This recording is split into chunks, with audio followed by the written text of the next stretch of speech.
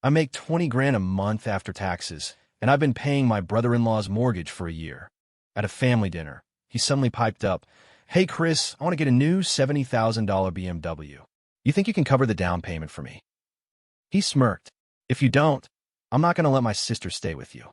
I refused on the spot. My wife, Jess, came home, started packing a suitcase, and screamed at me for humiliating her in front of her family. After she left, I made a call. "David, it's Chris. About that condo I signed over to you for your services. It's time for you to start earning it." 01 The greasy smell of the pot roast still lingered in the air, but the atmosphere in our apartment had turned ice cold. Jess's suitcase hit the living room floor with a heavy, sickening thud.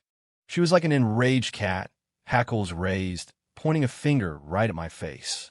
Her voice was sharp enough to shatter glass. "Chris, what the hell was that? It was a simple request from my brother, and you shot him down in front of my entire family. Do you think you're hot stuff now, making 20 grand a month? Too good for us. I'm telling you right now, if you don't buy him that car, I'm going back to my mom's, and you'll never see me again."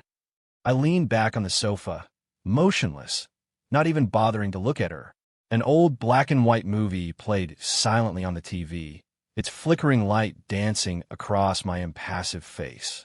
I'd heard speeches like this countless times over the last few years. Every single time, I'd caved. I'd compromised, appeased her, and satisfied her family's endless demands for the sake of a so-called peaceful home. But today I was done. The last thread of my patience had snapped the moment my brother-in-law, Kevin, uttered the words, "I'm not going to let my sister stay with you." It was a request. It was a threat. And my wife, Jess, not only failed to shut him down, she looked at me with expectant eyes, as if to say, "Go on, agree to it. Think of how good it'll make me look."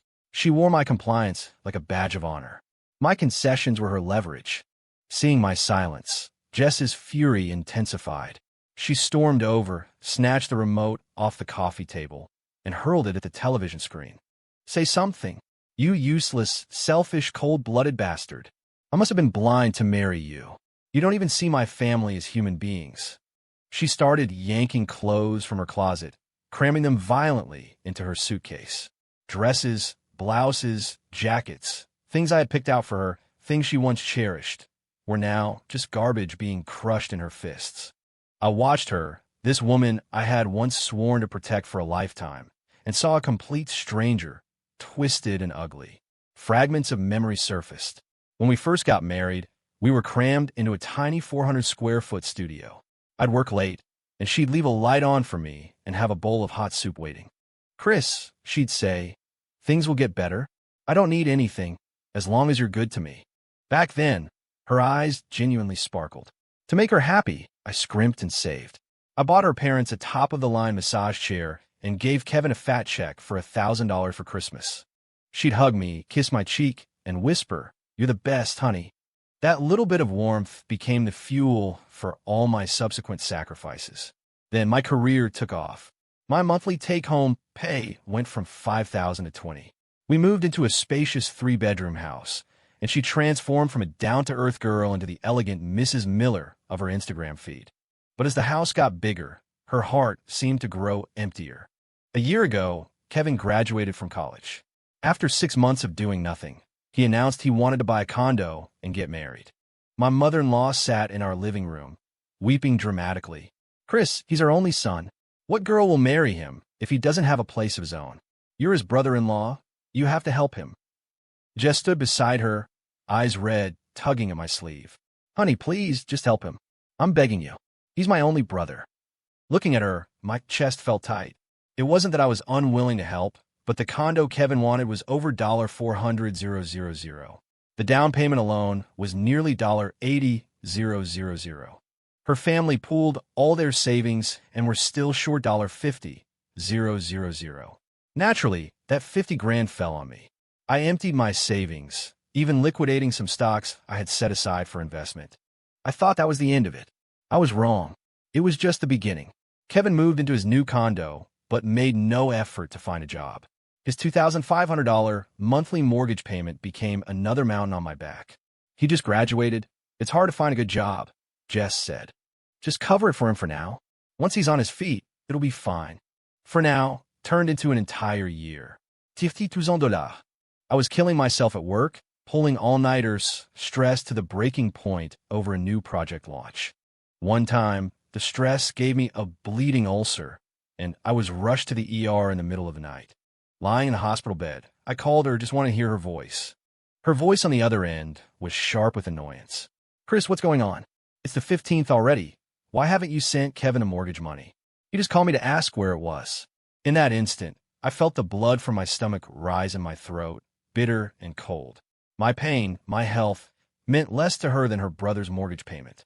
From that day on, something inside me died. Slam! The violent sound of the front door pulled me back to the present. Jess was gone, dragging her suitcase behind her.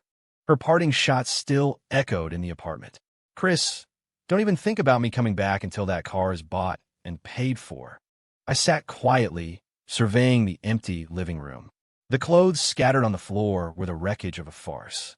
The crushing weight that had been sitting on my chest for years suddenly vanished. There was no anger, no sadness, just an unprecedented calm. The calm of liberation. I slowly picked up my phone and found a number I hadn't dialed in a long time. The call connected, and a steady male voice answered. "Chris." "David," I said, my voice hoarse but clear. "About that condo, I signed over to you for your services. It's time for you to start earning it." David, my lawyer, was silent for a few seconds before letting out a soft chuckle. "Chris, I've been waiting for this call.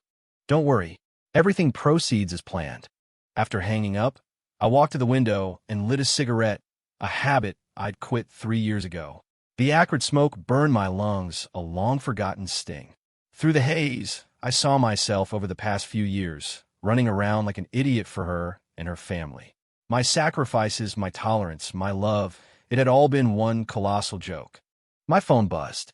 It was a text from David. "First letter is on its way. Regarding your wife's fraudulent transfer of marital assets." I stared at the words, my expression turning to ice. I texted back. "This is just the beginning." Outside, the night was as thick as ink, and the curtain on my own private drama was just beginning to rise. 02 Jess's call came while I was in the middle of fixing a critical bug at work. The phone vibrated violently on my desk, the screen flashing with the word wife, a label that now seemed deeply ironic. I silenced it and kept typing until the last line of code was complete. Save. Compile. Test passed. I let out a long breath, finally picking up the phone to call her back. She answered instantly, her voice a hysterical shriek. "Chris, are you insane? You're suing me? You actually got a lawyer to sue me? On what grounds? I spent my husband's money. It's my right." I held the phone away from my ear, waiting for the decibels to drop before I spoke, my voice cold. "Jess, the money you transferred to your parents and your brother totals $45,780. It was transferred from our joint account during our marriage without my consent. Every single transfer far exceeds the reasonable limit for a family gift. I have printouts of every transaction, complete with dates and memos. The evidence is irrefutable. I'll see you in court." You. Jess seemed to choke on my calm demeanor, speechless for a moment. I heard a commotion in the background, and then my mother-in-law's signature wail came through the speaker. "Chris, you ungrateful snake. Do you have a conscience? Our Jessica married you, and what did we ask for? Just for you to be good to her. We raised our daughter. So what if you give her a little money? We were just holding it for her like a dowry, and now you want it back? You're trying to kill us." I almost laughed at the sheer audacity of her lies. A dowry? When we got married, her family made a big show of not wanting us to pay for anything, claiming they weren't selling their daughter. In the years since, the money I'd given them totaled more than the costliest weddings in my hometown. They called that a dowry? It was more like a retirement plan funded by me. Before I could respond, Kevin's voice, dripping with smugness and malice, cut in. "See, sis, I told you he was no good. Now that he's making big money, he wants to kick you to the curb. Divorce him. You have to. You can't live like this. The house was bought after you were married. You get half. The cars, you get half. And since he makes so much, he has to pay you alimony and damages for emotional distress. Don't let him keep a single penny." Listening to the family's unified battle cry, I felt like I was watching a surreal play. Not a single one of them saw anything wrong with their actions. In their eyes, Chris Miller, was a walking, talking ATM, and now that the ATM was showing signs of independent thought, they decided it was broken. Their solution was to smash it open and divide the cash inside. I was done wasting my breath. I hung up. Then, stone-faced, I blocked Jess, my father-in-law, my mother-in-law, and Kevin.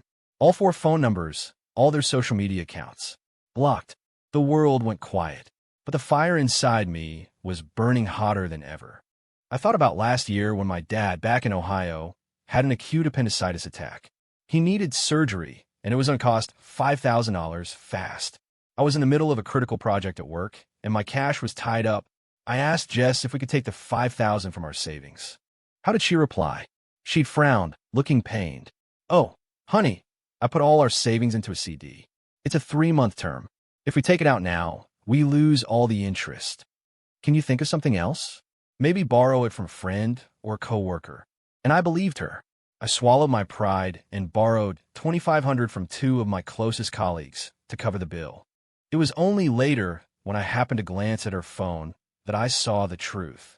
The day after my dad's surgery, she had transferred $7,000 to Kevin. The purpose: a new top-of-the-line iPhone and a custom-built gaming PC. In that moment, I didn't yell. I didn't confront her. I just quietly left the room and sat in the small park downstairs all night. The mosquitoes buzzed around my head, mocking my stupidity. My own father, my flesh and blood, was worth less to my wife than her brother's new toys. My anger, my contempt, it all solidified that night. My phone vibrated with a notification from an old college alumni group on Facebook. I opened it to see dozens of unread messages, all tagging me. Then I saw it.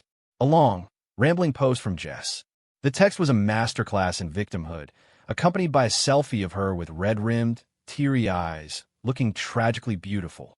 The post claimed that she, a loyal wife, had supported me, a man from a humble background, from nothing to success. Now that I'd made it, I was discarding her and her family.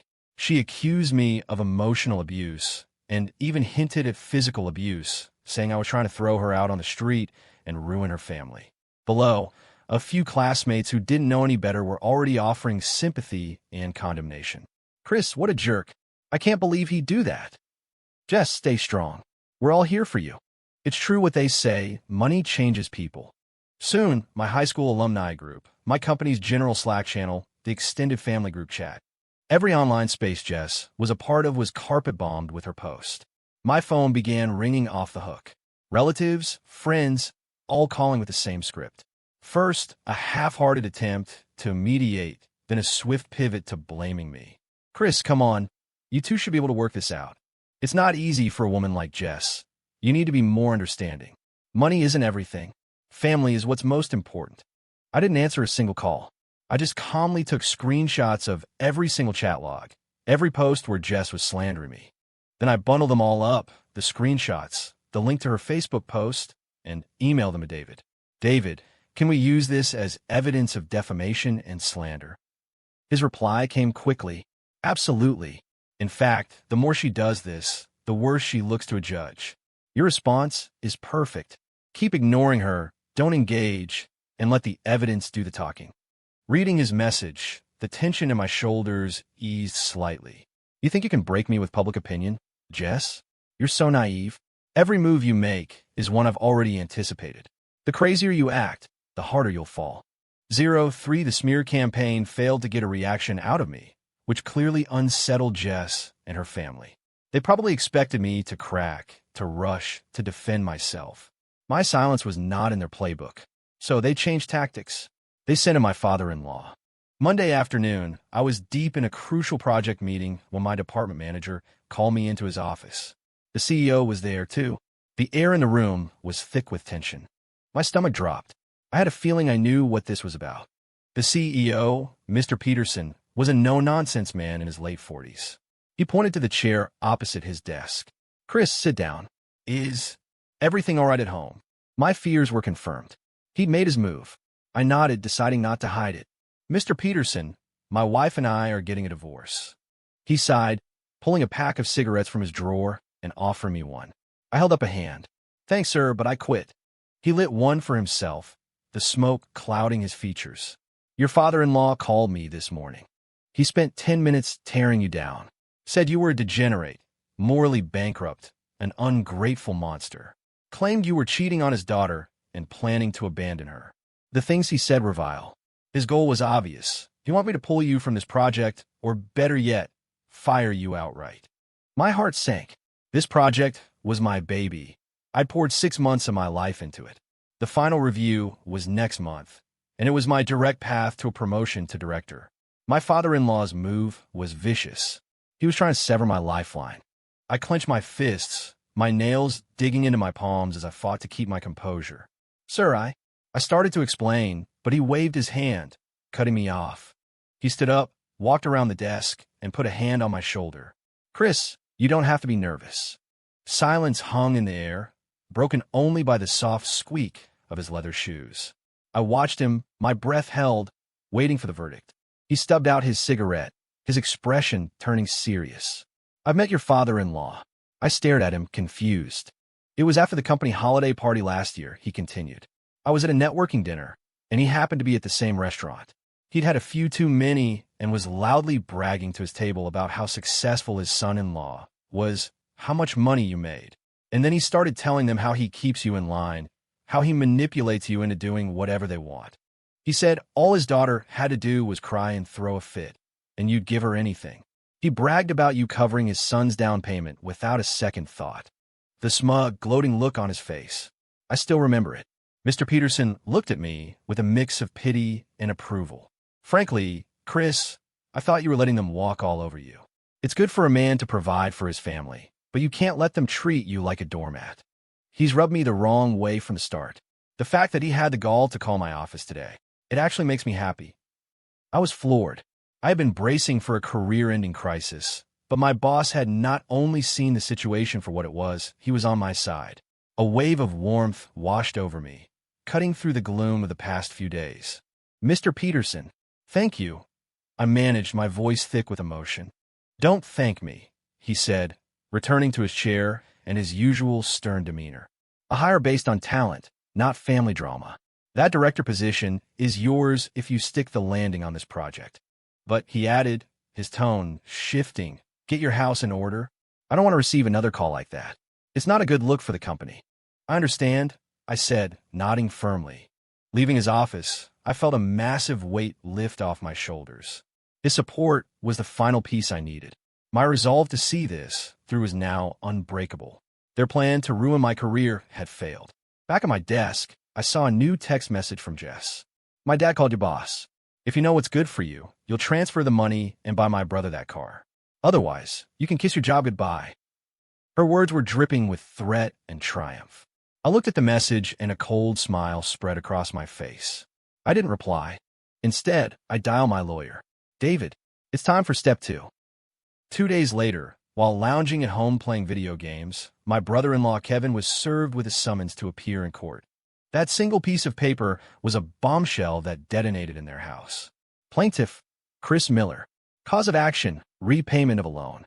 The plaintiff demands the defendant, Kevin Collins, immediately repay 1 year of covered mortgage payments, totaling $30,000, plus interest accrued at the standard bank rate from the date of each payment. The evidence attached was a complete record of the Venmo transfers I had made to his account every month for the past year. And in the memo line of every single one, I had clearly typed one word: loan. Jess's number, unblocked for this very purpose, started ringing frantically. I answered. Her voice was no longer screaming, but trembling with disbelief. Chris, what is this? Why are you suing my brother? Didn't you volunteer to help him? How is a loan now? I leaned back in my chair, my tone light and breezy. You said it yourself, didn't you? I was helping him. Help is not a synonym for gift. I looked it up. The dictionary defines help as making it easier for someone to do something by offering one's services or resources. It doesn't say anything about it being a permanent, non-repayable donation. Things are a little tight for me right now. I need the money back. Is there a problem? You're despicable, she sputtered at a loss for words. In the background, I could hear a chaotic symphony of my mother-in-law's shrieking and Kevin's furious cursing. Chris, you son of a bitch. I hope you rot in hell. Dude, what the F? You're pulling this now? I listened calmly, picturing the mayhem unfolding in their cramped house. It felt good. So good. I hung up and dragged her number back in the block list. Jess, Kevin, that was just the appetizer. The main course was yet to come. 04, pulling the rug out from under them, had clearly struck a nerve. Kevin was being sued. Jess was facing the possibility of having to return tens of thousands of dollars, and their attempt to sabotage my career had backfired. Jess was finally realizing I wasn't bluffing. She was starting to panic. Wednesday night, my doorbell rang. I checked the peephole. It was Jess. She was alone, without her usual backup of family members. She had put on makeup, was wearing the white sundress I bought her when we were first dating, and had her hair down. Her eyes were red and puffy, the very picture of a heartbroken victim. She was here to play the sympathy card. I opened the door, but blocked the entrance with my body, leaning against the frame and looking at her coldly. What do you want? My frosty demeanor seemed to be the cue. Tears instantly welled up in her eyes, rolling down her cheeks like pearls from a broken string. Chris, can we please just talk? She reached for my arm, but I sidestepped, leaving her hand hovering awkwardly in the air. Chris, she choked out, launching into her prepared speech. Do you remember when we first got together? You were only making $3,000 a month, but you spent a third of it on that necklace for me. Do you remember that concert? It started pouring, and you gave me your only jacket, getting completely soaked yourself. We were so happy then. How did we end up like this? She cried beautifully. A month ago, this might have worked. But now, watching her performance, I felt nothing. Not a flicker. It was almost funny. This was her go-to move, using the memory of our past to manipulate my present. She seemed to forget that she was the one who had single-handedly eroded all that warmth and affection. Get to the point, I said, cutting through her nostalgic monologue. Seeing that emotional appeals were failing, she switched gears, adopting a posture of humility. Chris, I was wrong. I was so wrong. It was all my mom and Kevin. They kept getting in my ear, and I lost my mind. I'll never listen to them again. From now on, I'll listen to you. I'll do whatever you say, okay? Let's just take it all back. Drop the lawsuits. We'll figure out Kevin's money together. We can go back to how things were. She moved forward, trying to hug me. Enough, I said, taking a step back. My voice was devoid of any warmth. Jess, there's no going back. She froze, tears clinging to her eyelashes. When you cared more about your brother's new phone than my father's emergency surgery, we were done. When you ignored me bleeding in a hospital bed because you were worried about your brother's mortgage, we were done. And when you and your entire family tried to blackmail me for a luxury car, treating me like your personal bank, we were completely and irrevocably finished. With every sentence, the color drained from her face. I looked at her, pale and trembling, and delivered the final blow. And there's one more thing I forgot to mention. This house we're living in, you won't be getting half. Jess looked as if she'd been struck by lightning. Her head snapped up, her eyes wide with disbelief. What are you talking about? We bought this house after we were married. It's a marital asset. There's no way I'm not getting half. The mask was off. The raw, greedy person I had come to know was on full display. I let out a short, sharp laugh. I walked over to the entryway console, pulled out a manila folder, and tossed it on the floor in front of her. See for yourself. Inside were the purchase agreement for the house and my detailed bank statements. The house cost $750,000. The down payment was $300,000. It was paid for, in full, using my premarital assets. Jess frantically shuffled through the papers, muttering, "Impossible. That's impossible. Where did you get that kind of money?" Of course, she thought it was impossible. I made that down payment when my salary was just a fraction of what it is now.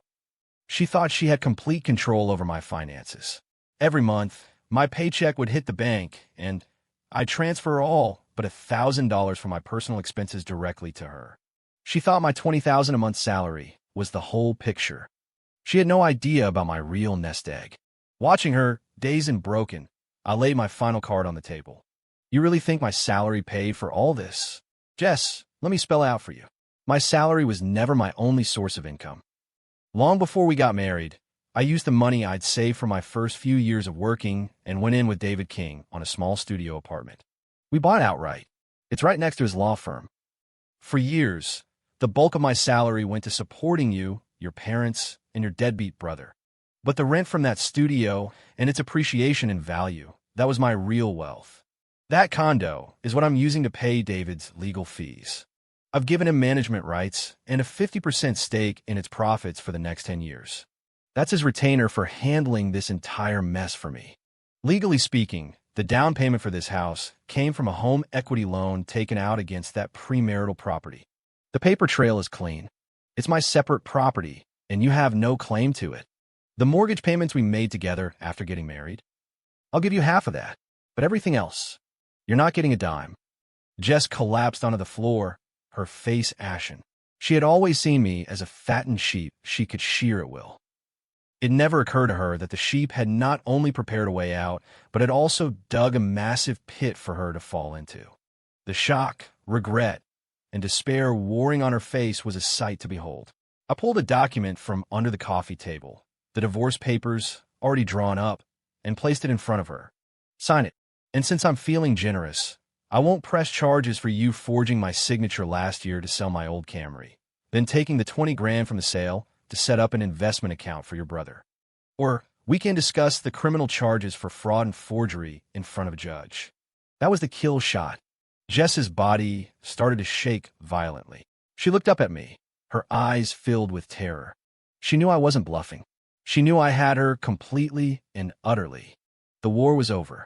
From the moment I decided to fight back, she had already lost. Lost everything. 05. Jess stumbled away in a daze, leaving the divorce papers on the floor. She needed time to process the series of bombshells I had just dropped. Her brother sued for $30,000. Herself sued for over $45,000 in fraudulent transfers. The marital home she was counting on revealed to be my sole property. And on top of it all, the threat of felony charge hanging over her head. She fled back to her family, her supposed safe harbor, and laid out the whole disaster. I can only imagine the firestorm that erupted in the Collins household. Her parents, realizing the golden goose was not only gone, but was suing them, were probably apoplectic. They weren't just cut off, they were going to have to pay money back. All their frustration and rage turned on the one who started it all, Kevin. This is all your fault. None of this would have happened if you hadn't demanded that stupid car. You useless bum. All you do is leech off of us. Now your sister's meal ticket is gone, and you can't even pay your own mortgage.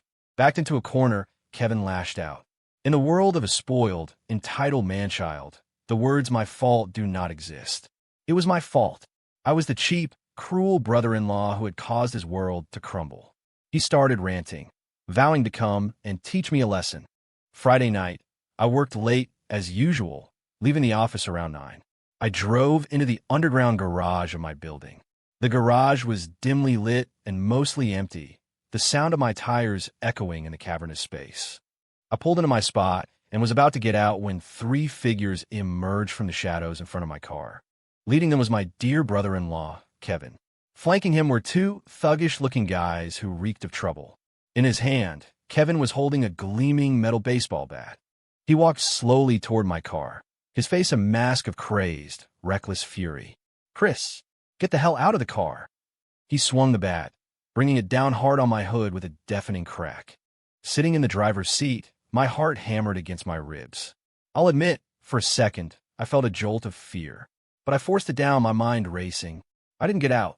Instead, I discreetly pressed the record button on my phone's voice memo app and hit the speed dial for 911. The call connected silently.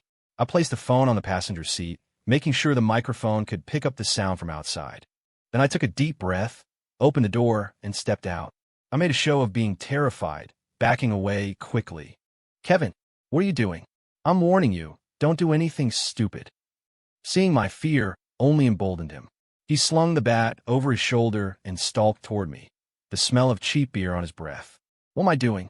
I'm here to teach you some respect, you arrogant prick. Listen to me carefully. You're going to drop that lawsuit against me. Then you're going to sign half of that house over to my sister. You do that, or you're leaving this garage in an ambulance." His 2 goons started shouting encouragement, flexing and swearing at me. I backed up until my back hit a concrete pillar. There was nowhere left to run. I looked at his enraged face and knew that reasoning with him was pointless. To deal with someone like this, You have to push their buttons. Suddenly, I started to laugh. A laugh full of contempt and pity. Kevin, you're pathetic. A complete and utter child who can't survive without his brother-in-law. The food you eat, the clothes you wear, the roof over your head. Where do you think it all came from? Me. Without my money, you can't even make next month's mortgage payment. What can you do besides beg me for scraps like a dog? My words were surgical, slicing right through his fragile ego. His face turned a blotchy, furious red, his eyes bloodshot. You son of a bitch, you're dead. He completely lost it. Screaming, he raised the bat high over his head and swung it directly at my skull. I was ready. The moment he lifted his arms, I lunged to the side.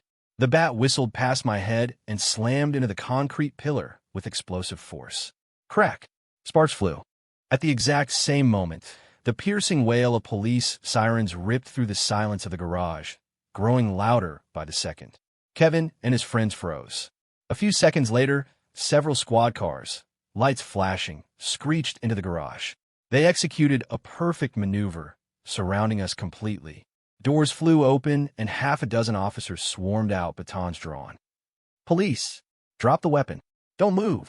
The baseball bat fell from Kevin's hand, clattering on the concrete. The crazed fury on his face dissolved into pale, stark terror. The police arrested Kevin and his two accomplices on the spot. As the victim, I provided the audio recording from my phone. On it, Kevin's threats and extortion demands were crystal clear. Combined with the attempted assault, the evidence was ironclad. Attempted assault with a deadly weapon and extortion. There was no escaping it this time. Kevin, you walked right into this trap. You put the handcuffs on yourself. 06 The news that her son was in jail, facing felony charges, was a cataclysm for my mother-in-law. She fainted on the spot. When she came to in the hospital, she was like a woman possessed. Her precious boy, the center of her universe, was behind bars, and she placed all the blame squarely on me. In her twisted logic, her son would never have done something so rash if I, the villain, hadn't pushed him to the edge. Monday morning, I was in our weekly leadership meeting at the office. The phone rang at the reception desk, and the call was patched through to the conference room. Our receptionist's voice was frantic. Mr. Miller, you need to get down here. There are people making a scene in the lobby. They're asking for you. My stomach tightened. I knew this was coming. I exchanged a look with my boss, Mr. Peterson. He frowned and gestured for the meeting to pause. I walked to the floor-to-ceiling window that overlooked the building's main entrance. Down below, a circus was in full swing. My mother-in-law and Jess were on the floor of our pristine corporate lobby, disheveled and screaming. They were slapping the marble floor, wailing, and putting on a spectacular show. In front of them, they had unrolled a white banner with words scrawled in what looked like red paint. Tech BRO Chris Miller drove his family to suicide. Justice for my son. A crowd was forming. Employees from our company and others in the building, even people from the street, were stopping to stare, pointing, and filming with their phones. Building security was trying to intervene, but every time they got close, the two women would start scratching and clawing at them. The situation was escalating into chaos. I looked down at the two of them, thrashing on the floor, and felt a wave of pure exhaustion. Their plan was as crude as it was stupid, to publicly shame me, ruin my reputation, and destroy my career. Mr. Peterson's face was grim. Chris, go handle it, he said, his voice sharp with annoyance. This cannot disrupt the company's business. I shook my head. Sir, I can't go down there. The second they see me, it will get 100 times worse. They want to provoke a reaction, to make me look bad in public. The only way to handle this is by the book. I didn't go down. Instead, I asked our office manager to call the police immediately. I also instructed her to secure all the security footage from the lobby as evidence. The police arrived within minutes. Faced with uniformed officers, my mother-in-law and Jess didn't back down. They doubled down. Jess, completely unhinged, launched herself at a young officer, tearing at his shirt and screaming, "Police brutality! The cops are protecting the rich. They're helping him destroy us." My mother-in-law chimed in, howling about injustice and corruption. The outcome was predictable. For causing a public disturbance and violently resisting arrest, both Jess and her mother were taken into custody. They were sentenced to 15 days in county jail. My company quickly issued an internal memo clarifying the situation and condemning their actions as harassment. I took that memo, the official police report, and the dozens of videos my coworkers had taken and forwarded everything to David. His reply was swift, a single smiling emoji. He called me a minute later, laughter in his voice. "Chris, your soon-to-be ex-wife and ex-mother-in-law are the gift that keeps on giving. Every stunt they pull just digs their hole deeper with the judge. Don't you worry. The video of them causing a scene at your office, the official report of their arrest for assaulting an officer. It all paints a very clear picture of their character. This is gold for our case. This divorce? It's a slam dunk." Hanging up the phone, I looked out the window. The sky was a brilliant, cloudless blue. The storm of my own life was finally about to break. Jess, her mother. Every desperate, crazy move they made was just speeding up their own demise. 15 days. It's not a long time, but for Jess and her mother, locked in a cell, every second must have felt like an eternity. The day they were released, they looked like ghosts. Hollowed out, gaunt, their eyes vacant. The story of their chaotic protest and subsequent arrest had spread like wildfire through their social circles, thanks to the onlookers and their smartphones. The same relatives who had called me to mediate and lecture me were now avoiding them like the plague. Calls went unanswered. Texts were left on read. If they ran into an acquaintance at the grocery store, they were met with awkward smiles and hasty retreats. They were finally getting a taste of their own medicine, being judged and ostracized by public opinion. But the final nail in their coffin was Kevin's trial. I didn't attend. David represented me. The evidence was overwhelming. The audio recording of his threats, the saved text messages, my medical report detailing minor injuries sustained while dodging the bat. The case was open and shut. Kevin's public defender barely put up a fight. In the end, Kevin was found guilty of attempted assault with a deadly weapon and extortion. He was sentenced to 1 year in state prison and fined $20,000. When the verdict was read, my mother-in-law, sitting in the gallery, collapsed. They had spent the last of their savings on a lawyer for Kevin, trying to work the system to get him off. Now, their son was a convicted felon, and they were broke. They tried to borrow money from friends and family to fund an appeal, but this time, no one was willing to throw good money into that black hole. "I'm sorry, we're a little tight ourselves right now. I'd love to help, but with the kids' tuition, we just can't. Jess, honey, take some advice. Stop fighting. Apologize to Chris, settle for what you can get, and move on. What your brother did, that was his own fault. You can't blame anyone else."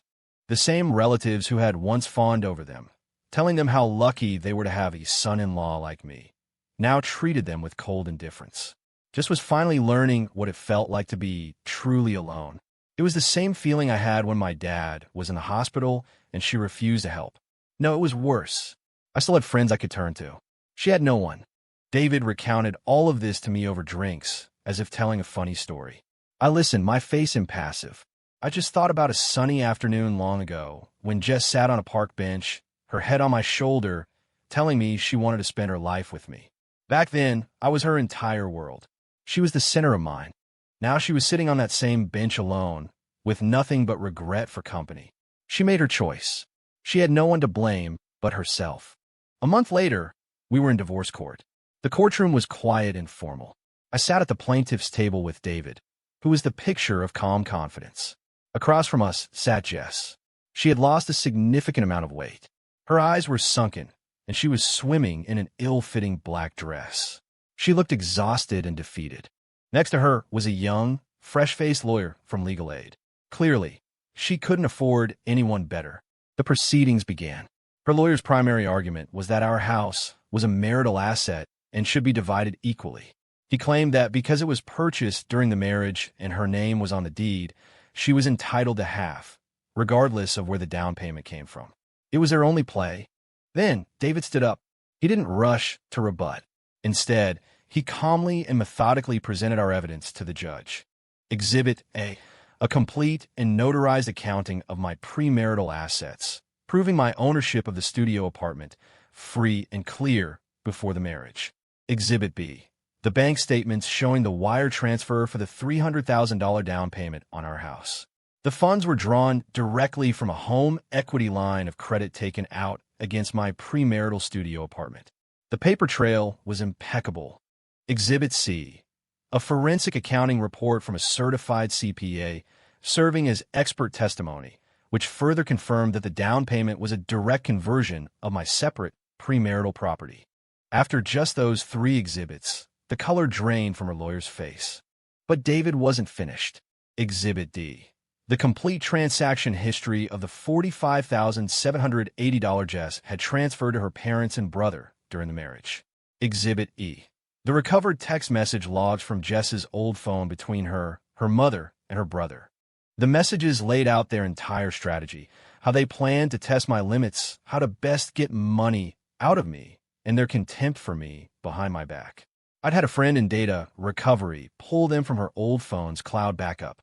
Exhibit F, the security footage from my office lobby showing Jess and her mother's violent outburst, along with the official police report and the notice of their 15-day jail sentence for assaulting an officer. Exhibit G, a certified copy of Kevin's criminal conviction for the attempted assault and extortion against me. Each piece of evidence was another hammer blow, crushing their case. The judge's expression grew sterner with each exhibit David presented. When he was done, a heavy silence fell over the courtroom. The judge addressed the court, stating that the defendant, Jessica Miller, had engaged in a clear pattern of fraudulent conveyance of marital assets to her family. Furthermore, she had enabled and participated in the harassment, slander, and extortion of the plaintiff. Her actions constituted a severe and material breach of the marital contract. Jess sat at the defendant's table, trembling, her face ashen.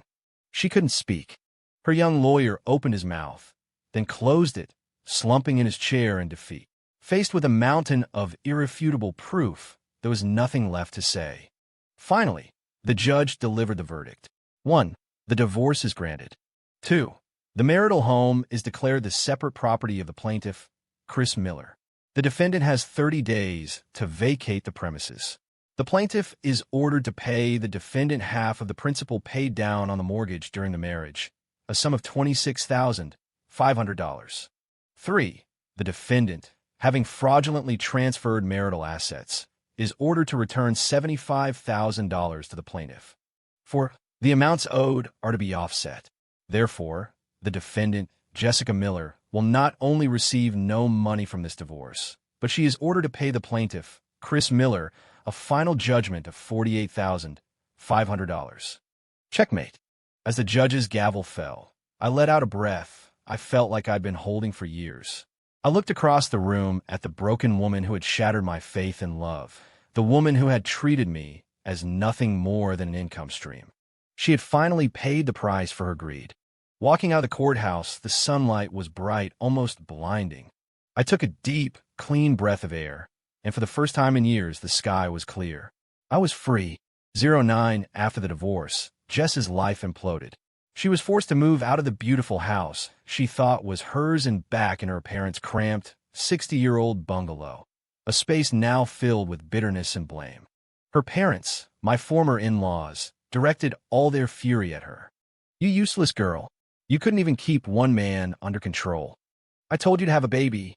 If you had a kid, he would have never dared to leave you. Now look at us. The money's gone. The man is gone. What are we supposed to do now, live on the street?" The home she had always seen as her fortress was now her own personal hell. She lost her job. After being in jail for 15 days, her company fired her for unexcused absences. She was saddled with a nearly $50,000 debt to me.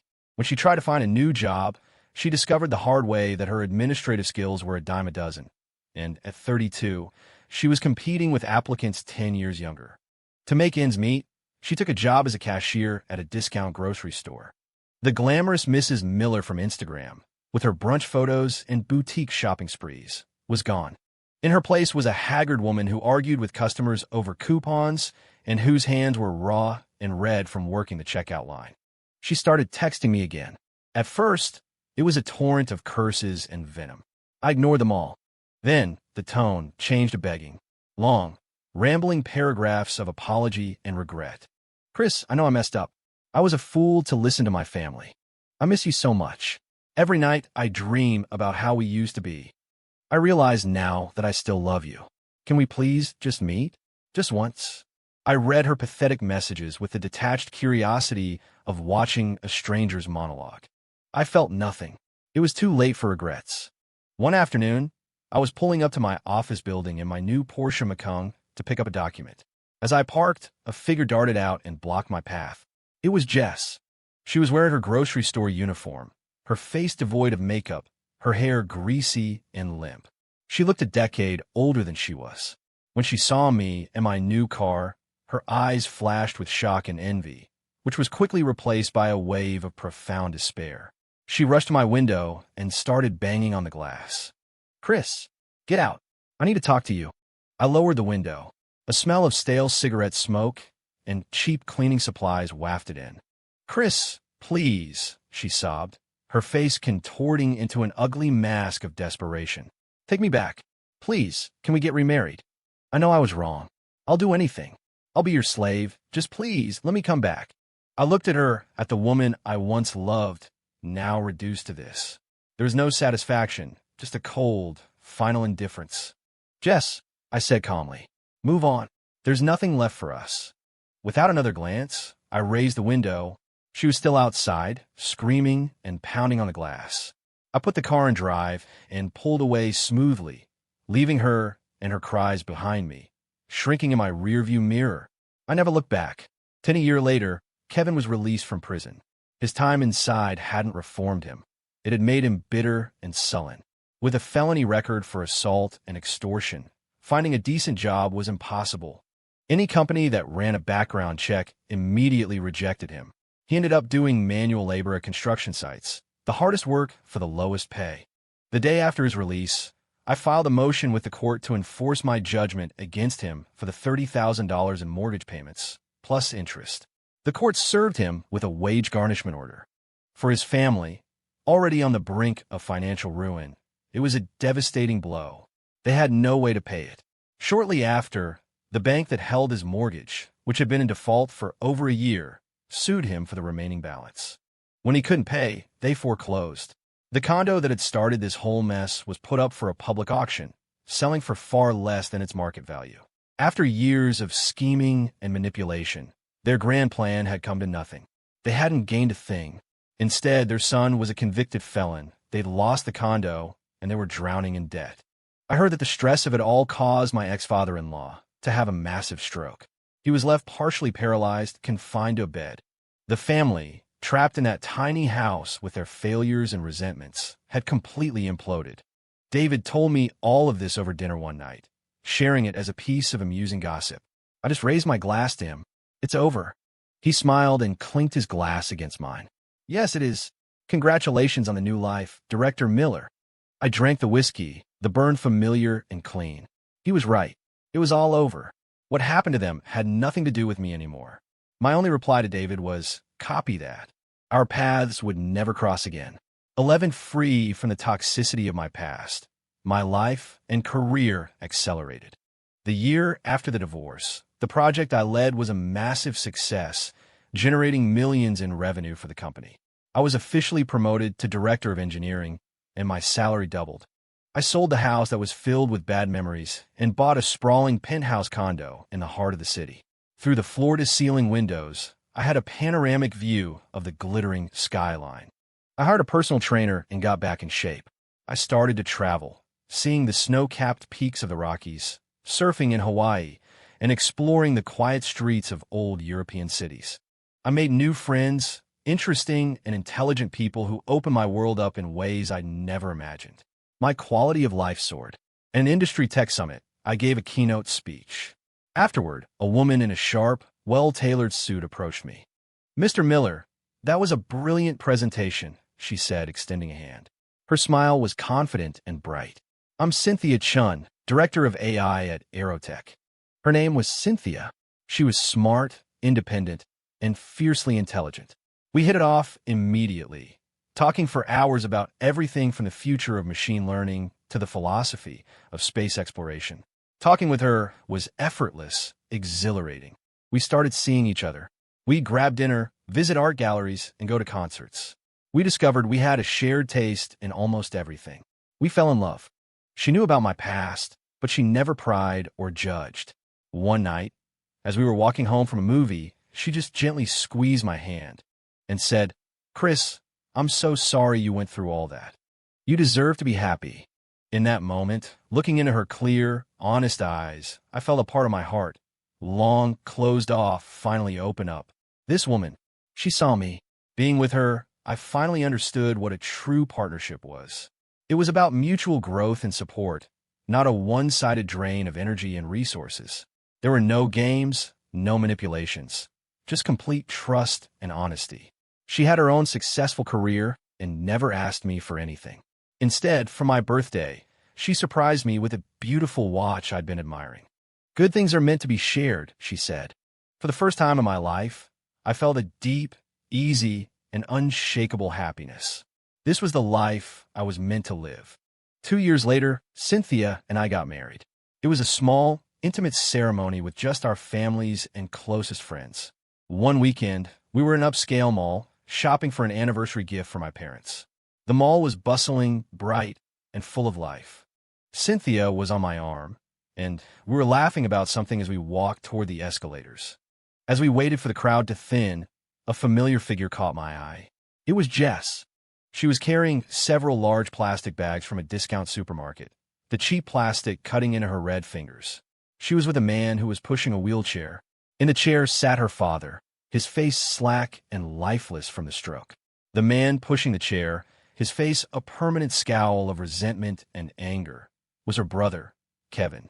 The woman who was once so meticulous about her appearance was now sallow-faced and plain, her hair unkempt, her clothes worn and faded. The weight of her life had carved deep lines into her face, making her look much older than her years. Our eyes met across the atrium. For a split second, the world went silent. She saw me. She saw my tailored suit. She saw the elegant, radiant woman by my side. She saw our intertwined hands and the simple, shining wedding bands on our fingers. She saw the look on my face, relaxed, genuine happiness she had never been able to give me. A storm of emotions crossed her face: shock, envy, bitterness, regret. Then it all faded away, leaving behind a dull, resigned emptiness. Kevin saw me too. A flicker of pure hatred ignited in his eyes. His mouth moved as if he wanted to scream something at me, but he didn't dare. He just stared, his eyes burning with a venomous rage. Cynthia must have felt me tense up. She didn't ask what was wrong. She just squeezed my hand, her touch warm and grounding. I came back to myself and smiled at her, let her know I was okay. I turned my back on them and never looked again. Cynthia and I stepped onto the escalator, rising up toward the glittering lights of the floors above. Behind and below us was their world, a swamp of anger, regret, and misery. My world was ahead of me, and it was bright. They were nothing more than a bug in the code of my life, a bug that had been located, patched, and permanently deleted.